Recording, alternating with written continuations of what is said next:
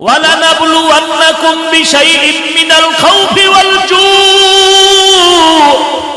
ওয়া নাকসিম মিনাল আমওয়ালি ওয়াল আনফুসি ওয়াস সামারাত ওয়া বাশশিরিস সাবিরিন।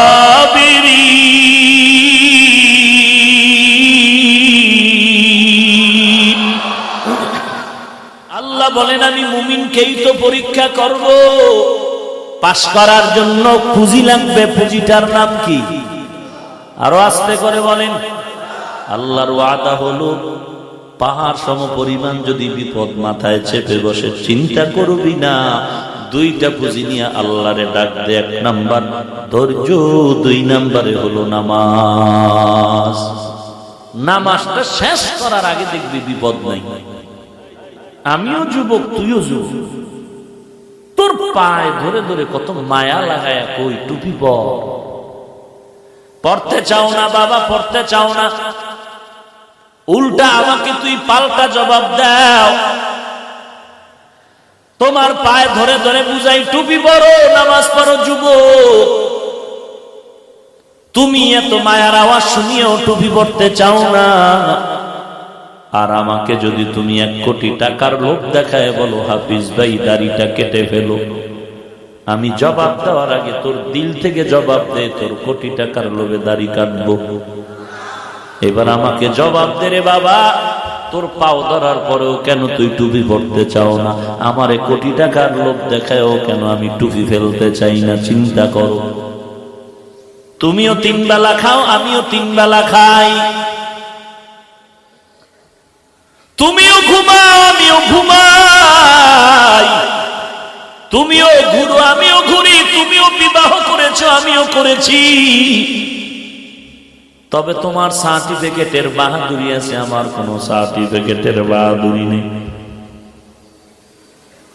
এরে আল্লাহর গোলাম একটু বল, নামাজ রোজা রসুলের আদর্শ বাদ দিয়ে তুই কত পয়েন্ট আমার থেকে শান্তিতে আছো? দাঁড়া। আর আমরা টুপিদারির কারণে কতটা পয়েন্ট অশান্তিতে আছে একটু বল। আল্লাহর শপথ করে বলবো, এই জমিনে কোরআনওয়ালা নবীর আদর্শওয়ালাদের মতো সম্মানে আর শান্তিতে দ্বিতীয় কোনো পার্সন নাই। এরে আল্লাহর গোলাম, কেমনে বুঝাই? বুঝাইতে গেলি নিজেরও ভয় লাগে, অহংকার এসে গেল না। আহা, এ মাসের 9 তারিখ সিলেটে পথ দিলাম, বয়ানে যাচ্ছি, 3টা-4টা বয়ান। কিন্তু আমি একটা করতে তো টেনশন করেন। সিলেটে 20 মিনিট বয়ান করলো, কলিজা ভরে জনগণ দোয়া করে হুজুর আসছেন, খুশি। কিন্তু এই জমিনে যদি 20 মিনিট বয়ান করি, পরের বছর রাস্তা ভেঙ্গে আটকায় দিবে, চাক্কা বানসার করে দিবে। কি মোহব্বত তোমার অন্তরে, এবার টের হয়ে গেছি। এরে আল্লাহর গোলাম, স্বার্থপর মোহব্বত আর একটা হলো নিঃস্বার্থ মোহব্বত। এরে যুবক, জীবনে কোনো ভালো কাজ করেছো কিনা 3 জনে পরামর্শ করে আমি তোমাকেও বলছি, আল্লাহ না করুন যদি আজ বিদায়ের ঘন্টা বেজে যায়, বলো তুমি তোমার বিবিকে প্রশ্ন করো, কবর হাসরে এমন কোন কাজ আমি জীবনে করেছি নাকি আল্লাহর কাছে নাজাতের জন্য পেশ করব? নামাজ না বেটা, তোর সূরা কেরাত নাই, কি নামাজ?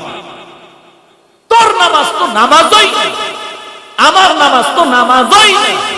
নামাজ পড়েছেন সাহাবায়ে কেরাম, যাদের নামাজটা নামাজই ছিল, যাদের রোজাটা রোজাই ছিল, কিন্তু তারপরেও তো সারা রাত তাদের কান্না কান্না কান্না। আর তোমার সূরা কেরাত ঠিক নাই, মোটামুটি 5টা টাক দিয়া 5 ওয়াক্ত নামাজ মোটামুটি বরিয়াই অহংকারের মাস্তানি করো। আমার মতো ভালো কেউ নাই। কয় কেমন ভালো? কয় হুজুর গো থেকেও ভালো। দেল পরিষ্কার, এ ভিতরে ঢুকছো নি, ঝাড়ু দাও নি মাঝে মাঝে। মদিনার নবী বলে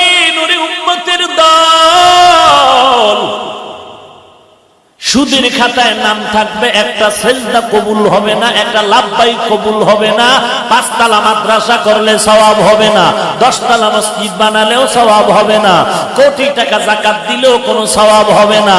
তওবা না করে যদি মরে যাও চিরস্থায়ী জাহান্নামী। শুধু তাই নয়, এই সুদের ছোট গুনাহ তোর আপন গর্ভধারিণী মায়ের সাথে জিনা করার সমান। তুই কত অভদ্র সন্তান যে মায়ের সাথে জিনার গুনাহ নিচ্ছ আমলনামায়, আর এটারে হালাল করার ফতোয়া খুঁজো। এবার চিন্তা করো, তুমি কত ভালো কোয়ালিটির সন্তান যে নিজের আপন মায়ের সাথে জিনার গুনাহ আমলনামায় ঢুকতেছে। ঠিক তোর কপাল। আল্লাহ কুদরতের হাতে হেদায়েত দান করুন। যাহা কিছু বলি মাকসাদ একটা, জাহান্নাম থেকে বাঁচতে চাই। কারণ 1 সেকেন্ডের জন্য জাহান্নামের শাস্তি ভোগ করার ক্ষমতা পৃথিবীর কারো